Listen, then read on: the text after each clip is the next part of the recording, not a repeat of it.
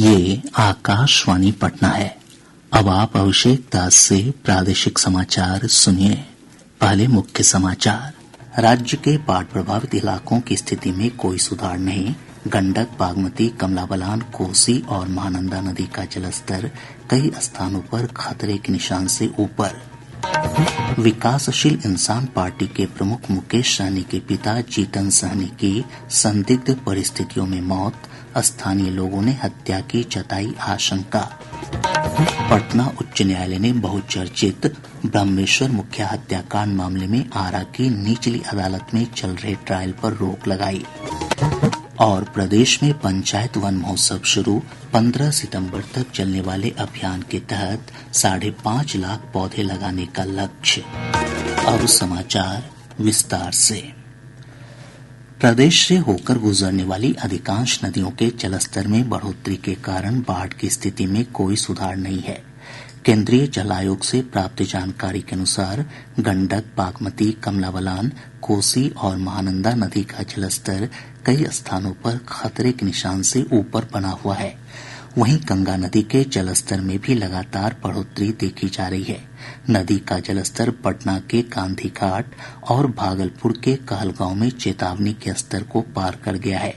बेतिया से हमारे संवाददाता ने बताया कि वाल्मीकिनगर गंडक बराज से लगातार पानी छोड़े जाने के चलते तटबंधों पर दबाव बढ़ गया है। एक रिपोर्ट। पश्चिम चंपारण में गंडक नदी तबाही मचा रही है। जिले के योगापट्टी प्रखंड के 5 पंचायत पूरी तरह से बाढ़ प्रभावित है, जबकि 7 पंचायत आंशिक रूप से बाढ़ की चपेट में है। सिसवा, मंदातापुर, गोड़िया टोली, पूरब टोला, बिन टोली, जबलपुर, खुटवनिया और बैसिया सहित 1 दर्जन से अधिक गाँव में लोगों के घरों में 2 से 3 फीट पानी लगा हुआ है। इधर लौरिया के विधायक विनय बिहारी योगापट्टी प्रखंड के बाढ़ प्रभावित कई गाँवों का दौरा किया और अधिकारियों को राहत कार्य चलाने का निर्देश दिया। आकाशवाणी समाचार के लिए बेतिया से आशीष कुमार। पूर्वी चंपारण जिले में भी गंडक नदी का पानी कई निचले इलाकों में फैल गया है। इधर गोपालगंज जिले में भी बाढ़ की स्थिति में कोई सुधार नहीं है। ब्यौरा हमारे संवाददाता से।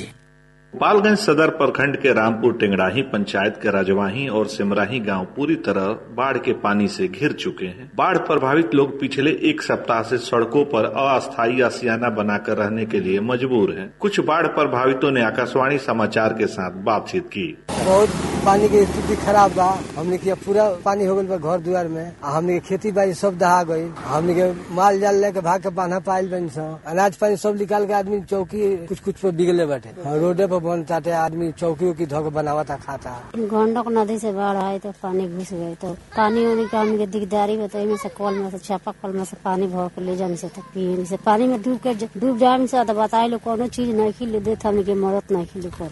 अब वही कब लिट्टी उटी लगा खाने से तो वही चीरो रखीन के खाने से। इधर बाढ़ प्रभावित लोगों में राहत सामग्री नहीं मिलने को लेकर आक्रोश है। बाढ़ प्रभावित क्षेत्रों में संक्रामक रोगों का खतरा भी बढ़ गया है। गोपालगंज से मदेश कुमार तिवारी। भागलपुर से हमारे संवाददाता ने बताया कि जिले में कोसी और गंगा नदी लगातार तबाही मचा रही है। जिले के कहलगांव, गोपालपुर, घोगा, खरीक, नाथनगर के दियारा वाले क्षेत्र बाढ़ से सबसे अधिक प्रभावित हैं। गंगा का जलस्तर बढ़ने के साथ ही कहलगांव प्रखंड के बिरबन्ना पंचायत के तौफील और इसके आसपास के ग्रामीण इलाके में भी बाढ़ का असर देखा जा रहा है। तेज कटाव के कारण बिरबन्ना पंचायत के तौफील गाँव के अस्तित्व पर खतरा बढ़ गया है। गंगा की सहायक नदियाँ कोवा, भैना, गेरवा नदी में उफान से इस इलाके के निचले क्षेत्र में पानी फैलने लगा है। आकाशवाणी समाचार के लिए भागलपुर से विनोद कुमार।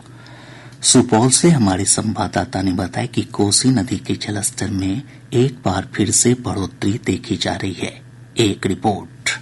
कोसी नदी के बढ़ते जलस्तर को देखते हुए जल संसाधन विभाग की टीम द्वारा लगातार तटबंधों की निगरानी की जा रही है। दबाव वाले स्पर को सुरक्षित रखने का प्रयास किया जा रहा है। इधर सुपौल के सांसद दिलेश्वर कामत ने बाढ़ग्रस्त पंचायतों का दौरा किया है। उन्होंने इस दौरान बाढ़ पीड़ित लोगों की समस्याएं भी सुनी। इधर बाढ़ प्रभावित प्रखंडों में प्रशासन द्वारा युद्ध स्तर पर राहत और बचाव कार्य चलाया जा रहा है। लोगों की सुविधा के लिए बड़ी संख्या में नाव का परिचालन शुरू कर दिया गया है। आकाशवाणी समाचार के लिए सुपौल से रविशंकर चौधरी।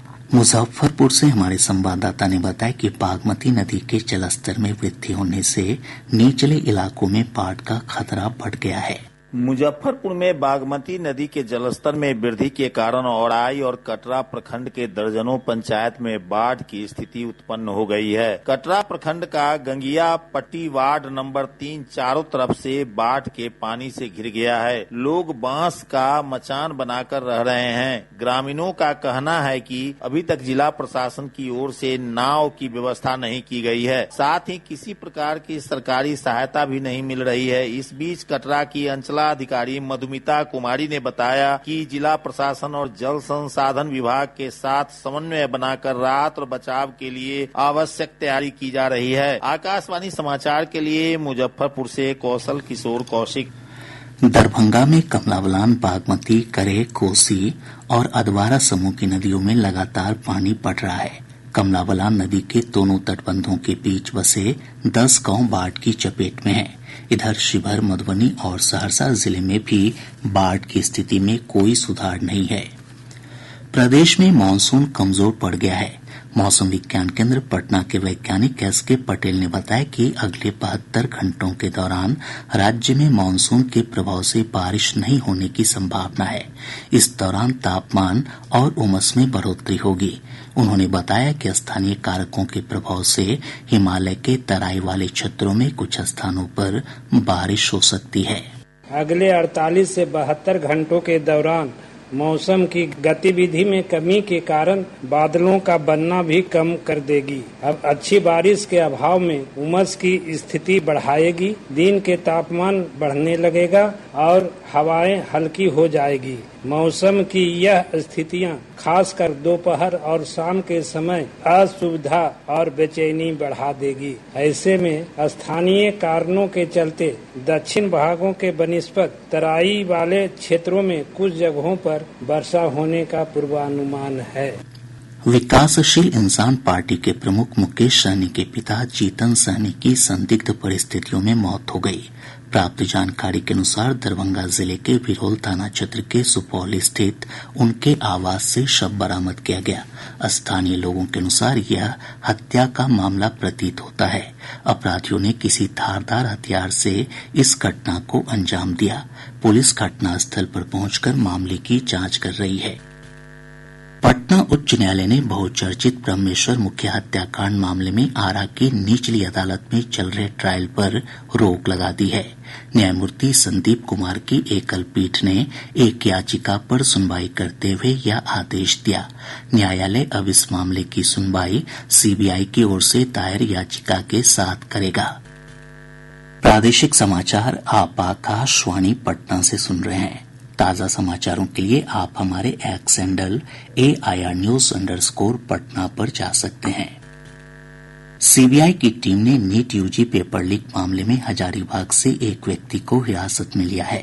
प्राप्त जानकारी के अनुसार जांच एजेंसी ने कटक मदाग थाना क्षेत्र के रामनगर स्थित एक गेस्ट हाउस में छापेमारी कर राजकुमार उर्फ राजू को हिरासत में लिया।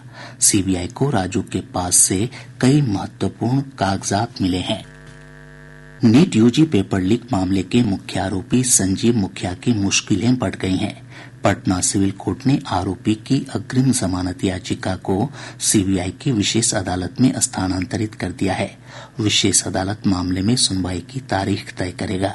गौरतलब है कि संजीव मुखिया इस मामले में फरार है। उसने कोर्ट में अग्रिम जमानत याचिका दायर की है। प्रदेश में पंचायती राज विभाग ने पंचायत वन महोत्सव की शुरुआत की है। विभागीय मंत्री केदार प्रसाद गुप्ता ने कहा कि 15 सितंबर तक चलने वाले वन महोत्सव के तहत प्रदेश में 5,50,000 पौधे लगाने का लक्ष्य रखा गया है। ये पौधे बरगद, पीपल, नीम, महुआ और आम के होंगे। उन्होंने बताया कि प्रत्येक वार्ड में 5 पौधे लगाए जाएंगे। बिहार लोगों तक स्वच्छ पेयजल उपलब्ध कराने के मामले में देश भर में तीसरे स्थान पर है। नीति आयोग के चौथे सतत विकास लक्ष्य रिपोर्ट में ये बात सामने आई है। इस मामले में गोवा और हिमाचल प्रदेश बिहार से आगे हैं। पर्यावरण, वन और जलवायु परिवर्तन मंत्री डॉक्टर प्रेम कुमार ने गया जिले में ब्रह्मयोनी पहाड़ पर हरियाली अभियान की शुरुआत की। इस अभियान के तहत स्थानीय वन प्रमंडल द्वारा सीड बॉल तकनीक के माध्यम से बंजर पहाड़ों पर पौधे उगाए जाएंगे। गौरतलब है कि इस तकनीक के माध्यम से औरंगाबाद के पहाड़ी इलाकों में भी पौधे विकसित किए जाएंगे।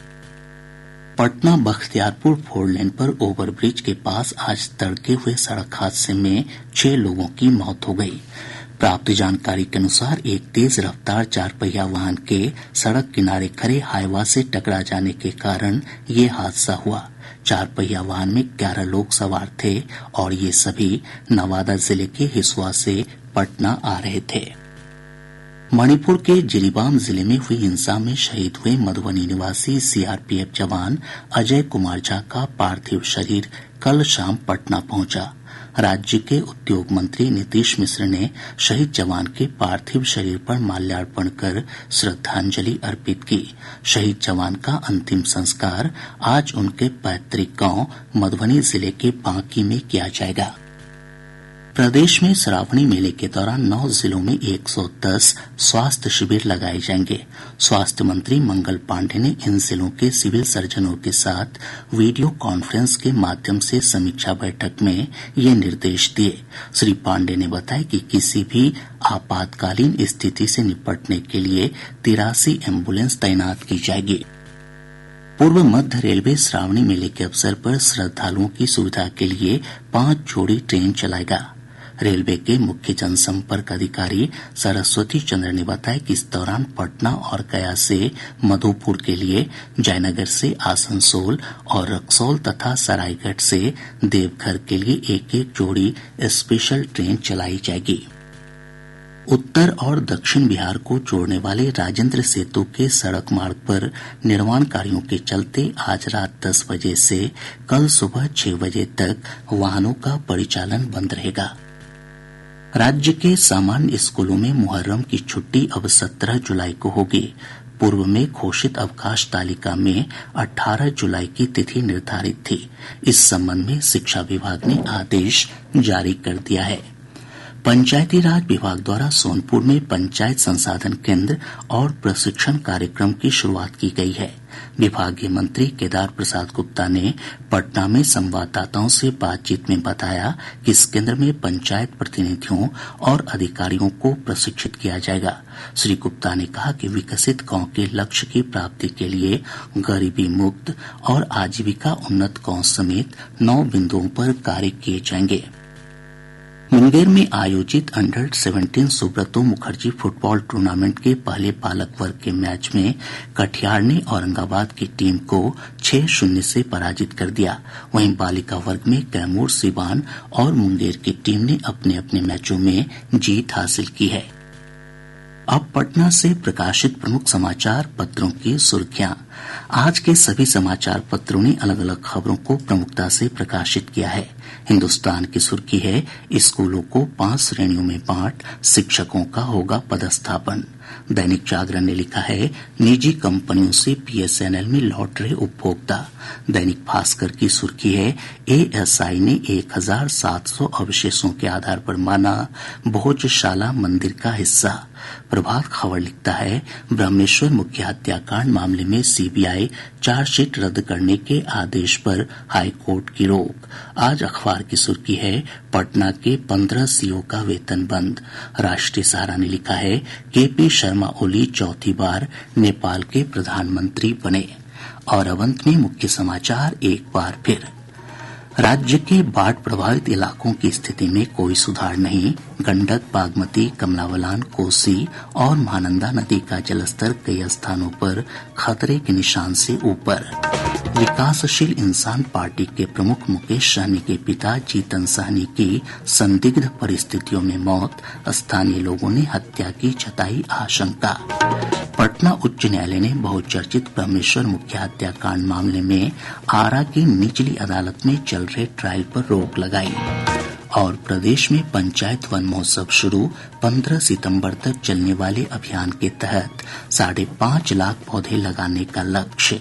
इसके साथ ही आकाशवाणी पटना से प्रसारित प्रादेशिक समाचार का ये अंक समाप्त हुआ।